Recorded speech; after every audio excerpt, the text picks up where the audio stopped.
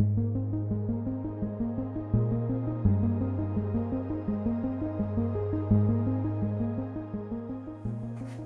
à tous, aujourd'hui je voudrais partager avec vous la notion d'énergie, d'émotion et de pathologie, notamment en fait des liens qu'il existe entre ces trois systèmes, d'accord? Il faut déjà que vous compreniez bien que ce qu'on appelle l'énergie ou le système énergétique n'est pas quelque chose d'ésotérique, c'est pas un concept, c'est quelque chose qui existe physiquement. Lorsque vous mangez, vous fabriquez de l'énergie à partir de vos aliments pour faire fonctionner le corps. Si vous ne mangez pas, vous êtes fatigué. Si vous mangez mal, vous êtes fatigué. En fait, si vous voulez, la qualité et la quantité de ce que vous mangez détermine la quantité d'énergie du corps. L'énergie, c'est quoi? C'est ce qui arrive en fait quand vous naissez, c'est ce qui disparaît quand vous mourrez. C'est l'électricité qui fait fonctionner l'ordinateur, c'est-à-dire que vous êtes un organisme vivant, vous fabriquez votre énergie à partir de ce que vous mangez, comme une voiture fabrique l'énergie à partir de l'essence. D'accord? Ok. Une fois que ça c'est posé, je vais vous expliquer en fait la base des principes énergétiques en fait qui animent votre corps. Alors je vais un peu schématiser, synthétiser pour que la majorité puisse comprendre. D'accord? Alors, dans le corps, en fait, si vous voulez, nous avons 5 centrales nucléaires. D'accord? Je vais vous les dessiner, je vais vous les expliquer.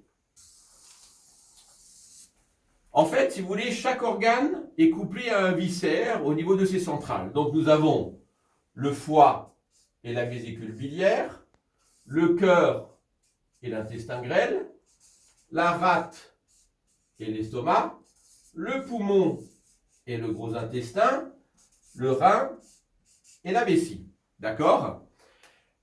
Au niveau de la fabrication d'énergie, comme je vous disais, chaque couple fabrique de l'énergie et l'envoie chez le voisin. Le rein nourrit le foie nourrit le cœur nourrit la rate nourrit le poumon renourrit le rein et le circuit repart. D'accord? Au niveau de ce système d'énergie, on a des contrôles, ce qu'on appelle des feedbacks. Le foie contrôle la rate contrôle le rein contrôle le cœur contrôle le poumon contrôle le foie. D'accord? C'est ce qui permet en fait, si vous voulez, d'avoir des genres de systèmes de contrôle interne qui évitent en fait certaines défaillances. Chacun de ces organes en fait fonctionne avec une émotion bien précise.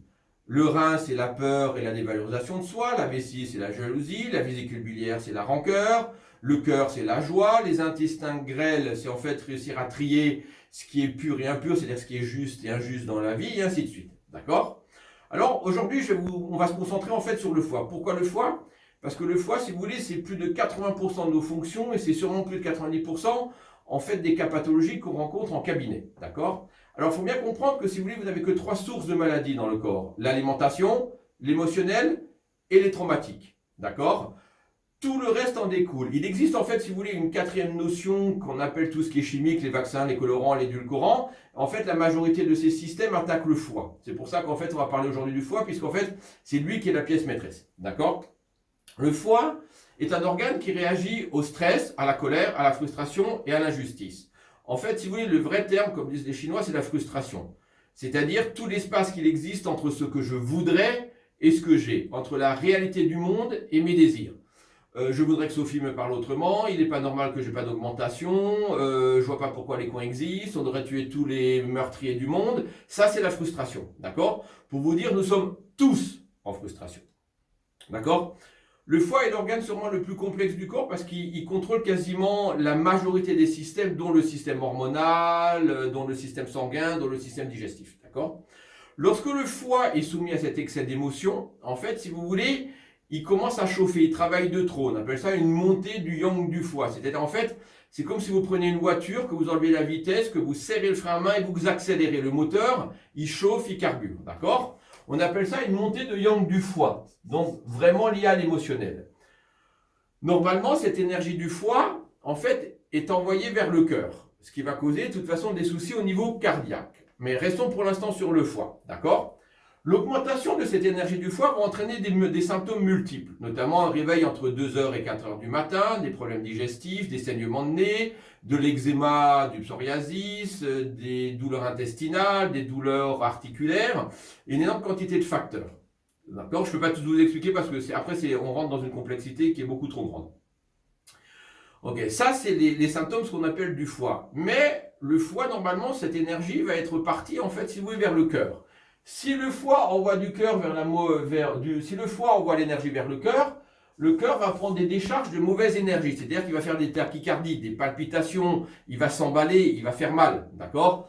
Entre parenthèses, un gros symptôme de ce qu'on appelle de stagnation d'énergie dans le foie, c'est les dépressions. D'accord? Beaucoup de dépressions, en fait, viennent du foie. C'est pour ça que vous avez ces sensations d'oppression thoracique, d'angoisse, parce que l'énergie reste bloquée, en fait, dans la partie diaphragmatique. D'accord?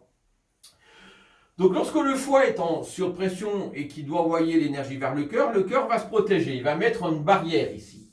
Cette barrière, en fait, il le fait par un organe en énergétique qu'on appelle le maître-cœur. En fait, si vous voulez, en gros, c'est le péricarde. D'accord? Une péricardite, en fait, si vous voulez, c'est l'énergie du foie qui attaque le cœur. Lorsque cette énergie, en fait, si vous voulez, est bloquée ici, elle va encore plus augmenter dans le foie, puisqu'en fait, il crée une barrière, comme un barrage. D'accord?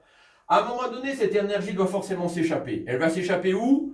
En fonction des personnes, vers la rate et l'estomac, vers le poumon, le gros intestin, ou vers le rein à contresens.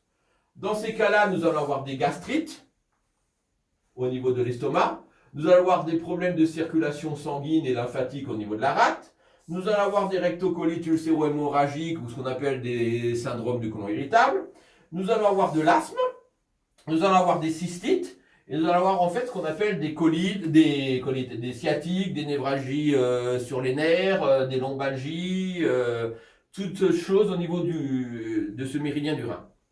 D'accord? Chose plus complexe, plus le foie monte, plus le rein se vide, parce qu'il tire l'énergie en fait du rein.